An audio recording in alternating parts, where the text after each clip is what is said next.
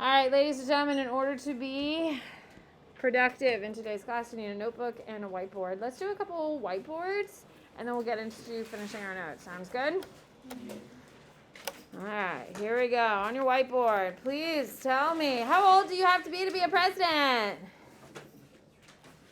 What do we got, Kate? 35. On your whiteboard. No. Why would the test totally change in week 6? Have you ever seen a question like that?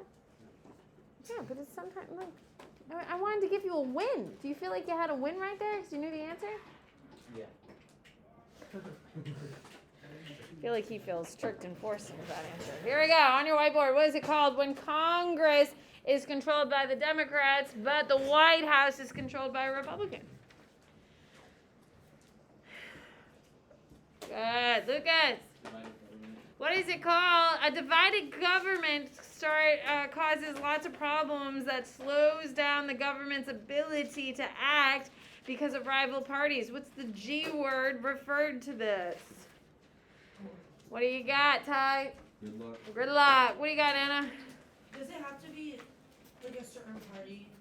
Like when it's like divided? No, it just means it's two different parties. Yeah, it doesn't matter. Because sometimes you can have a divided government with either party in power. It's just if they don't control both. Okay. On your whiteboard, what president is going to expand the powers of the presidency more than any other president? What do we got? Aiden. Jackson. What document is always talking about centralizing the powers in the presidency to make sure the president's effectiveness is high? It is written by Hamilton, and it talks about, I'm going to ask that question next. Paula. Yeah, Federalist 70. In it, I almost said Jefferson. In it, Hamilton talks about what word or the effectiveness of making a decision. What is the weird word he keeps writing about? Andreas? Energy. Which amendment to the Constitution says you can only have 2 terms? Good. What do we got, Kate? 22nd. On your whiteboard, please tell me. After Jackson, what branch vowed to be stronger and has become significantly stronger? Good. What do you got, Wesley? On your whiteboard, what do we call the powers given to a branch that are specifically stated in the Constitution? Good. Adam? Delegated or inherent. Yeah, there's alternate.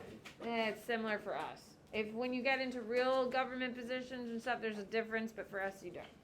If you become a lawyer, Andreas, you'll be like, oh my God, Samantha Bennett is so wrong. However, on the AP exam, you'll be fine.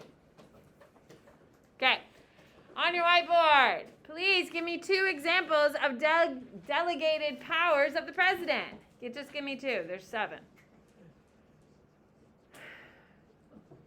You see more into this stuff than the Congress. Do we care more about this than Congress? Yeah. Thank you, Nick, for talking to me. Some people are just staring at me creepily, but I do appreciate you answering. What do you got, Matthew? Veto and commander-in-chief. There you go. Veto, commander-in-chief, cabinet, adjourning and convening Congress, granting pardons, receive ambassadors, all that stuff. Foreign trade. Foreign trade? No. I mean, like not trade, but like foreign. Diplomacy. Yes. Armed forces. Well, yeah. They're the chief, the commander of the forces. What? So they don't make military; they're just in charge of it. Like that's not. That is a really interesting distinction, and I'm not sure I'm the most capable person. The armed forces are commanded by a president because it's a civilian in charge of the military, and that's important.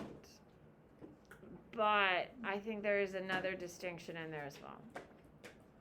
I'm the wrong person to ask. Military history and stuff like that is not my forte.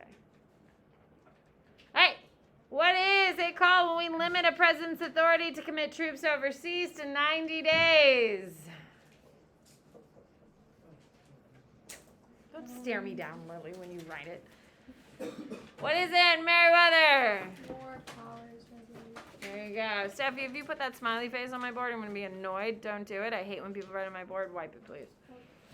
Okay, on your whiteboard, true or false? The Senate has to improve ambassadors, judges, and other high officials like CIA, FBI. Ben? True. True. What is it called when the president can say nah to legislation? Good, Lilith. Veto. What's that? It's a big part of our test tomorrow on like knowing what branches can like stop or. No, that's checks and balances, and that was week 3. I thought you just said Maybe it that. was week 1. But you have to know that is one of the checks of them, but that's it.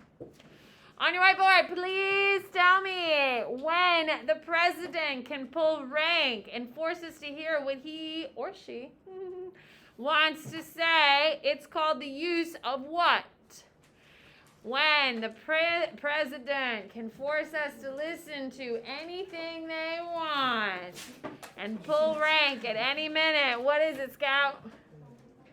Bully pulpit. Guys, think about it. If the president wanted us to all listen to his speech tonight at 7 or 8 p.m., every news channel would cover it and carry it. And it would be over everything. And it would be driving the conversation on every person. The president has very few exclusive powers because the founding fathers really wasn't sure what a president would look like. But what is the one thing, almost exclusive thing, they gave complete and utter control to the president for? Good. Paula. Nice. Did you notice I updated grades? I added a bunch of stuff. Is Yeah. diplomacy and policy the same thing? Diplomacy and policy. Diplomacy is the process of policy being made.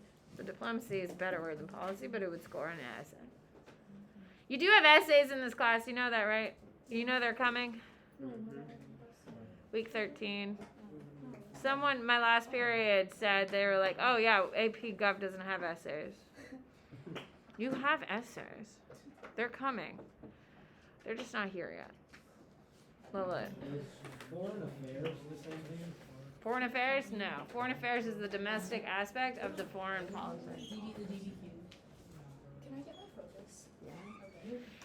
On your whiteboard, true or false? During midterm elections, presidents usually lose members of their party. True or false? Okay. During election? Yeah, during midterm election. Oh, midterm. I thought you said like. On your whiteboard, true or false? Typically, decline in popularity happens with big events. Good. What do we got, Pierce? That depends on how they handle it. Use your words, Pierce. I said true. Perfect. So were you trying to make it into a sentence? Is that what you were struggling with? Yeah. Veto is where we left off, is it not? No. Where did we get? Decline popularity. Oh my god. Okay, perfect. Veto is your next heading. Let's do it. I don't think you can just decline. That's fine. You just need to know it's big events. Ooh, here we go. So, veto. Ladies and gentlemen, can we kindness with my boards, people? Okay, vetoes. There are 3 types of vetoes. I'm going to simplify it for you. A veto means, write this down, a veto is when the president refuses to sign a bill into law. A veto is when a president refuses to sign a bill into law. Okay? It is an active choice. Write that down. It's an active choice. Congress can then it's not overturn. What is it? Override. Thank you. Congress can then override with 2/3 majority. So, the bill gets all the way up to the president's desk, and the president says, hell no, I'm not going to send it. It gets kicked back to Congress, and 2/3 of Congress has to agree to it. Then it becomes law. Okay? Even if the president says no. They can still override it. You need to put a big star. It is incredibly rare that any type of veto happens. Think about it. Every legislation piece takes between 9 months and like 3 years to get across. So, do they typically work on legislation that long to get it shot back down to them? No. So, keep that in mind. It's very rare that it happens. What do you got, Nick? Would you happen to know how many vetoes President Trump made? Very rarely. It is honestly very rare. You'd have to Google it because I have not. That was not one of the facts I learned to teach you this. But it's really not that common. Like, I know Obama never vetoed. Clinton vetoed one. Like, it's not common. W, I think, vetoed one thing. So it's like if they do this, It's like once or twice. It's not. Executive actions, though, are huge. Like, Trump did 70 of them. Obama did like 64 of them. Like, those are the crazy numbers and stuff. But vetoes are incredibly small. What do you got? So if like vetoing is really small, does like overriding veto That's like so crazy. Like, it just never happens. Once it gets shot down by a president, it's pretty much dead. It's pretty much dead. And I think maybe once or twice in history it really gets okay, maybe not once or twice, but 5 times in 200 and something years. Okay. Now, one type of veto you need to know is called a pocket veto. So a straight up veto is the president of the United States stands in front of a podium and says, I am not signing this, and like tears it up and throws it back into the manila folder and says, yeah, and then walks off stage. A pocket veto is when a bill fails to become a law because the president just refused to deal with it. So this is incredibly passive. To veto a law is active. To do a pocket veto is passive. It's like a lie of omission. Okay, Nick has this new car, and he's not allowed to drive people in his car. And he says, I'm going to go to Publix real quick and pick up a pub sub. And he conveniently forgets to tell his mom he's picking up his best friend on the way. That's a lie of omission. A pocket veto is a veto of omission. They're not forcefully saying hell no law, but by ignoring it, it doesn't become law. So, this typically happens when something is like popular, but the president doesn't agree with it. Does that make sense? Like, a lot of people like it, but the president doesn't, so he lets she lets the bell kind of run out. In a veto, an active decision not to sign it, it typically goes against their party platform. Does that make sense?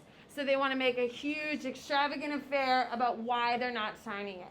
A pocket veto is they're avoiding it, and then they're like, oh, man. It's not law. Shucks. Now you have to actually vote more on it. Okay? So it's not directly their fault, but kind of their fault. What do you got, Lilith? 10 days before Congress is done. Like, they have a timing. Everything has to be done by a certain time, so things aren't just going on to oblivion. So is it 10 days? Yeah, you essentially have 10 days to sign a bill once it's done. I think it's like 30 days with the weekends, the way they cut it. I think it's technically closer to like 20-something days with weekends and stuff. What do you got? So what happens if the president Ignores it, the bill dies. It's no longer law. So why, instead of vetoing it, why don't they just like leave it? Because sometimes they want to make a political platform. And that's what we call a signing statement. Dun dun dun dun. Steffi. If the president pocket vetoes a law, then can Congress do 2/3 thing? Yeah, any veto, it can be done. So anytime a president decides not to sign something or sign something, it can be pulled in. Now, a signing a statement, give me 2 seconds and I'll answer anything you have, Lily. A signing statement is when the president is super excited to sign something, Okay, this is typically when we see our presidents the most. Have you seen them standing with a group of people in this like big crowd and they're sitting at the desk and they're signing stuff and handing out pens to people? That's a signing statement. Keep in mind, these legislative bills have gone through the House and the Senate. In these signing statements, they typically say the things they really like about the bill and the things they don't like about the bill. So they can kind of just make it known that they're not thrilled with all parts of it. But it's an exciting moment because by putting their signature on a law, it's not that common to be done. Can we agree? How often do you think Congress passes a law? No. Not often. So, with that being said, it's like a big public display to tell the people what is being signed into law, as well as to like publicly pat themselves on the back and to also criticize the bill because the bill isn't originally drawn in the way they wanted it. So they're trying to make clear what. Remember, you cannot cherry pick. Put a big star. Presidents cannot cherry pick what they sign. They either sign the whole bill or none of it. And that is a big problem. So sometimes presidents sign things into law that they don't want.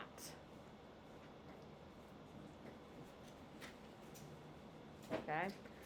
Steffi, did you have a question? Oh, hold on. No, Lily had a question. I was just gonna ask, is this the second type of veto? No, but this is a signing statement that I really wanted to cover. I'm sorry. Please don't hate me. Yes. Also, is the signing statement like when Biden did the thing on the video, like signed a lot of Yeah, that's it. And they hand pens to people yeah, it and was, like filmed yeah, on TV. of course. That's the whole thing. It's propaganda for the president. Okay? And if you have a bunch of things signed or any candidate who signs something into local law or anything like that, it's like when Jane Castor opens a building or a park or something. She stands there with the big awkward scissors and like cuts the thing and it's like this weird ceremony and then they all stand there and smile and like meh, meh, meh, meh, meh. Okay? It's the same type of thing. It's just on a national. Yeah. Okay. So, vetoes. There's two major vetoes, pocket veto and regular veto. Perfect, perfect, perfect. Now,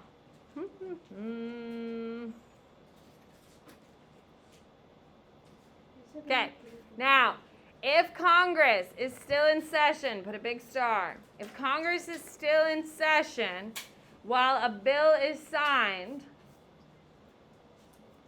it will become law whether the president signs it or not. Still in session. Yes, if it's still in session. So if Congress is still in session, and their windows are very specific, when they're in session, when they're not. If it is passed, a bill has passed into a legislative potential law, and it sits on the president's desk, it will become law if they're still in session. If they've been adjourned or they're on break, and it's not signed by the president, then it will not become a law. So it really does depend on the timing of things. Can you repeat that? I was saying in session. If a bill is pushed to the president's desk while it's in session, while Congress is in session, it will become a law within 10 days, signed or not. What do you got? Who adjourns Congress? Why can't they just? The vice president is technically in charge of Congress. Remember, they're in charge of it. Okay, So there's specific windows that it's in place. They have rules, and these are the certain amount of time they have to be in the Senate chambers. so they can't time it to where the bill gets to the president? No, they can extend time in some ways, but not every way. What do you got? I'm kind of confused. No, that makes sense because I was not very clear. This and then like a So a pocket veto is when they're adjourned. Like during winter break, a lot of presidents have let things expire. Like during Christmas break, because Congress is adjourned. So over the break, people aren't also watching the news, so a lot of legislation has died during the holidays, actually. If they're passing it while Congress is in session, that it will pass no matter what. So it's like check and balances between the two. For your test tomorrow, you don't need to know if it's in session or not. The only thing you really need to know is a pocket veto. A veto is when a president doesn't sign it in 10 days. They typically don't get into the nuts and bolts of it on the AP exam, so I wouldn't stress yourself out too much about the details. So a veto is a full throttled, I'm not signing this. A pocket veto is a passive, I'm going to ignore it. Okay. Executive privilege is your next heading. Now, ladies and gentlemen, this is like a huge hot topic issue. Whether you are pro-Trump or anti-Trump, This is one of the big things the courts are dealing with right now. So is Samantha Bennett an aficionado on the current state of Trump's executive privilege claims? No. No, because at the moment, no one in the country is, because they're literally hashing it out in the courts. But this is what Trump is arguing the most about January 6th and the events leading up to it. Executive privilege. Before we can get into Trump, we have to know exactly what it is. Executive privileges is when a president acts as if they don't have to divulge communications between themselves and their principal advisors. Word that. It's literally right here, Andres. I don't know what that Well, yeah, dude, I literally just read off the slide. Let me get there. Okay? It is like attorney-client privilege. Who can raise their hand and tell me what attorney-client privilege? Nick, new car looks good on you, man. He is enthusiastic back there. Nice. So it's like, if you tell your lawyer something, you're in like a paying relationship with that lawyer. The lawyer cannot tell the police anything. This is beautiful, Nick. Why do you know this so well? I want to break that. Hell yeah. Hey, get the information anywhere you can. Yes, as long as you are paying a lawyer. So money actually has to go from one to the other. You can't just say, oh, I'll pay you later. That's not how it works. You have to give them money, and then you are in a client privilege situation, attorney-client privilege, which means they cannot talk to the police and they cannot say what you say to the police. So you have someone that you can confide all of your thoughts in and all of your crimes to, and they can help you sort out how to best represent you to the government in order to help you. So it's a positive thing, yes, for us. Executive privileges is essentially that trust at the highest echelons of government. So the point of it is to protect the president and their advisors, to make sure they can have frank conversations to get things done quickly. So instead of dealing with classified this, classified that, oh my gosh, here we go, it is all about getting information out quickly to make decisions quickly. The problem with executive privilege is that it has been used to cover up crimes. This is referring mostly to Nixon. Trump hasn't officially committed crimes or not, depending on how you feel about it, but according to the court system, nothing's been finished because there's been no official hearings yet. With Nixon was using executive privilege to hide his crimes. Okay, he was doing a bunch of stuff that is deemed illegal. He claimed executive privileges gave him the right not to have to report what he was doing to lawyers. With that being said, executive privilege does not cover up breaking the law. You need to know that. And we see this in United States versus Nixon. Just because you are president does not mean you cannot break the law. So, executive privilege is the ability to have conversations that cannot be seized by the people. So a lawyer for the New York Times cannot go up to Trump and say, hey, Trump, I want to know exactly what you said on this day, because those conversations are not recordable because it's executive privilege. However, executive privilege cannot be used to cover crimes. And we see this best with Nixon. Lilith. Okay, this is off topic. Okay. If I commit a crime. I go You to have no trial. executive privilege because you are okay, not president. Go yeah, ahead. Okay, but I get a lawyer. Yes. Do I tell him that I committed the crime? So you have to be a little wary, and I'm not a lawyer, but apparently, this is from what I picked up from like shows like SVU, Legally Blonde, of course, and other top tier academic places like the ones I previously mentioned, is that you don't want to tell your lawyer everything because you don't want your lawyer to secretly hate you, right?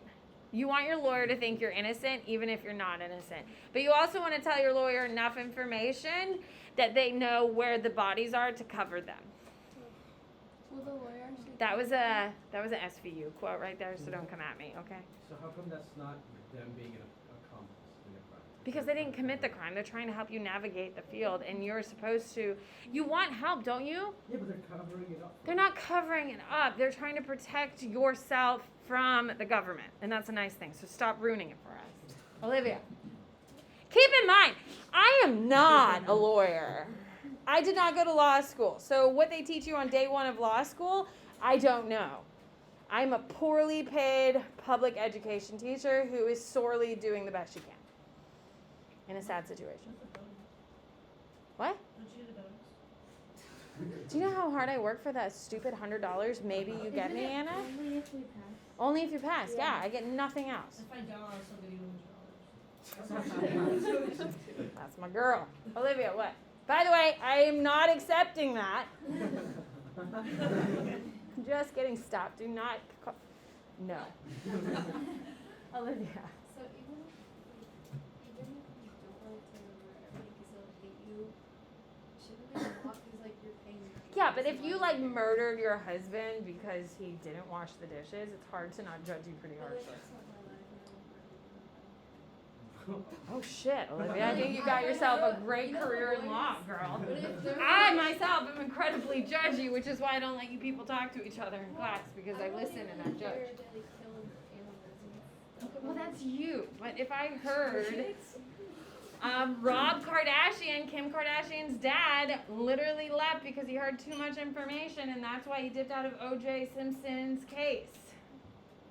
Yeah, so we all kind of know. What? O.J. Simpson killed killed Nicole. Kim Kardashian's dad, Rob Kardashian, was the lawyer. They were best friends. They were on vacation all the time together. And Rob Kardashian dropped out of being a trial lawyer for OJ because of things could not be unlearned. I can't with you. Yes, Ben. So, why did you want a bunch of people to attend the class? Because it's a lot of work, dude. And people are idiots. And if you're an idiot, I don't want you in my class. Lucas, that's really why you've had your hand up this long to ask me that question? I was Jesus. wondering if that was the past week. Oh, yeah. It's because I don't want to deal with idiots. If you can make it through the first couple weeks, then I'm fine with you. But if you're an idiot, I don't want you.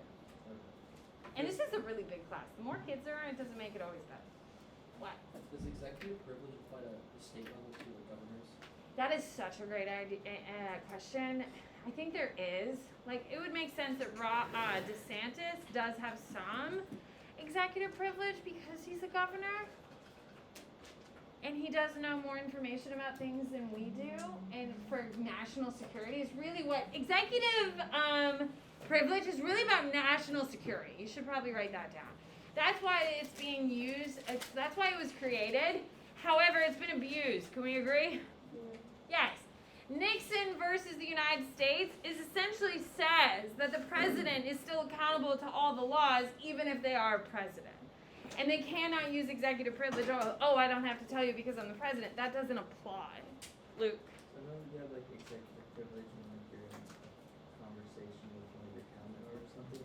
What if like a text message between like or like No, because that is not, but it is sensitive information. so it doesn't apply to everything. It's like they can Okay, I don't know. I'm not a lawyer. What are you trying to say? You think Biden's just sitting around just texting his cabinet members like, dude, did you try the pickles at the buffet this morning? the whole Pickles at a buffet this morning? That's weird. 'cause I was always I hate pickles. I was always confused on the Hillary Clinton thing, like I didn't know why. What, the email thing? Yeah, like Okay, the email thing is it breaks class, which is very prevalent today in 2022. The reason why the Hillary Clinton thing was a big deal is because she was using a server that was not backed up and reinforced by protective agencies like CIA, FBI. They have all these encryption codes. The server that she hosted some emails on were not fully backed up by the privacy of the government. So like, do people have the right to like see the emails? So you and me as private citizens, we can petition the government under this whole act thing. This is the Freedom of Information Act. Yes. And we can say, hey, I want to see this email, and it goes to the court system. And if the court doesn't deem it executive privilege, then we can get access to it, but it's through court, so we get that. So Hillary Clinton got in some trouble, but it was different than what's happening with Trump. The Trump thing is a big deal. Whatever side you're on, I'm not like the courts are figuring it out, so no one is right, no one is wrong at this point because the courts haven't ruled it out. But it is different than what is happening with Hillary. They're both dealing with documents, but it's ain't it. We're keeping it down the middle. We'll let the courts decide. When the courts decide, then we'll have an official declaration on what is the difference between the two and go from there. Does that make sense? I hope you see I am trying to walk down that path of the middle. I'm trying very hard. Lily. Does that make a difference since she wasn't like actually president? She's Secretary of State when she was running, so she had the highest access. I would think there would be very few documents a president has access to that Secretary of State doesn't have access to. But there is differences in these two cases. Like what made like a bigger deal? That was like the president or something. There are differences in these cases. And once the rulings come out and we can look at what they say, then we will discuss. But there are differences. Lilith. Is Hillary the first female candidate to run? Yes, first one to be one of the two major parties candidate to run, which is very exciting. Whether you like Hillary or not, that's fine, but it's still pretty damn exciting. We were on the ballot on one of the two biggest parties. She is the second Secretary of State ever to be a female. Oh my God, I can see her face. It starts with an A, her name. Oh shit. Anyway, she was the first Secretary of State under Clinton. Yes. So for the other, White House office is your next heading. What? for the other parties, like besides the Democrats, Have run women? Yes, but there's a two-party system here in the United States, so they don't ever get any votes, and their third party kind of. so say if you're like the Green Party, Yeah, Green Party's a real thing. can you get elected? Typically, Green Party candidates and third party candidates usually just pull votes from the other two candidates and cause kind of chaos. In our two-party system, I'm not saying their platforms aren't good or anything like that, but it typically pulls. The reason why Donald Trump ended up really winning as many electors as he did, because it was Clinton won the popular vote, we know that, yes? Yeah. Hillary won the popular vote, but Hillary won the popular vote, but Trump got all the electors, and the reason is because of the pulling of the votes from the third candidate parties. We're moving on to White House office. These are completely and utterly all appointed by the president. You need to know that, and there is no Senate sign-off. If you work in the White House, so you call yourself a White House chief of staff, a White House intern, all of these are completely and utterly assigned by the president. No Senate sign-off. So we'll talk about what that means here in a second. So the White House office is all chosen by the president. So when the president come in, it's a complete clean of house. If you're in one administration and that president lost going into the next, you know you're losing your job. Very few people in the White House continue on, and those are like super low level like secretaries who are just kind of like used to fulfilling the informational roles. Okay, you need to know that there are technically three, but don't write it down, just listen. There are three ways White Houses are run. Pyramid structure, which means everything gets reported to the person above you until it gets to the president. That's how Clinton ran his White House. Okay? Don't write it down, just listen. The pyramid structure is everybody has a boss, and they report to their boss, and their boss, and their boss, and eventually it runs to the president, and that's how Clinton ran his. A circular structure. There's several assistants who lead multiple different aspects, and those assistants talk to the president. That's how Obama ran his. Okay? So there are I think he had 6 major assistants. You would go to that major assistant of whatever you're under direction for, and they would go talk to Obama. Ad hoc structure is going to be, there are several subordinates. Pretty much everyone has equal access, and that's how Trump ran his White House. That there wasn't one key person like the pyramid structure. There wasn't like 7 key people like Obama's. Everyone kind of had equal access-ish. Obviously, if you're an intern, do you get to walk into the president's Oval Office and ask him a question? No, but there's going to be way more access than 7 or 8 people. There are pros and cons to every single one of these, but those are the different structures and styles. Okay, Your senior White House staff are people like the NSA director, National Security Advisor, your chief of staff and your press secretary. They have the most access to the president. Okay? They are the closest. Your senior White House staff are going to be the closest people to the president. So if they're the closest, they have the most power. Absolutely. The higher up you are to the president, the more power you have. Okay? So senior members, they are there to advise. You need to know that. Senior staff at the White House are there to advise. So God forbid the Chinese bomb the United States today. Okay? The National Security Advisor would be the one to be like, hey, Biden, this happened, this happened, this happened. This is how I think we should respond. The Chief of Staff is saying, I've already called this meeting, I've already called this meeting, we're going into lockdown. And the press secretary is, let's address the nation. I've already written you a speech. These are the things you should say. You should not say this. All of them come to the president, and then the president gets to decide what they do or don't do. Okay? Now, What does the chief of staff do? Chief of Staff runs the office. They're the ones making all the decisions, who has access, who gains access. They're the ones who have the most power. Chief of Staff are the ones who manage the president, the candidate, whoever. They're the ones who have the most influence. We're watching Game of Thrones right now. It's the hand of the king. Anyone else watching Game of Thrones? Wow, thank you. It was good. just started, it's great. Are you full on like? Well, season 1. Oh, okay. Oh my God, it's insane, dude. It's insane. For women. All right, executive office. Oh my God, Game of Thrones is about women, but it is the worst treatment of women. Whew. Here we go. Executive office of the president. You need to know it's executive office. So underline it. They are not in the White House. They are the academics who inform the president. They're academics who inform the president. So they are source experts. And then finally you have the cabinet. Now, the cabinet are 15 people, and they are all appointed by the Senate. That's really what you need to know. The executive office are there to influence the president and provide their expert advice. The cabinet are selected by the president and appointed by the Senate. They are typically given their position from campaign promises, donations, or expertise.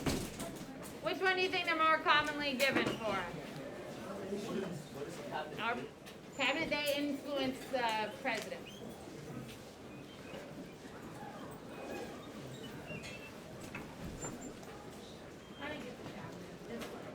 The cabinets are exactly what you're thinking it is. It's like the Secretary of State, Secretary of Transportation, Treasury, and stuff like that. Okay, I'll just get it from this one. It's goodbye. Did we cover everything?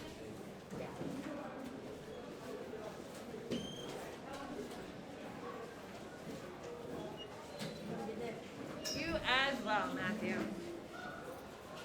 Did you know that everyone's saying me and Leslie go to Buddy Brew and Oh, I love Buddy Brew.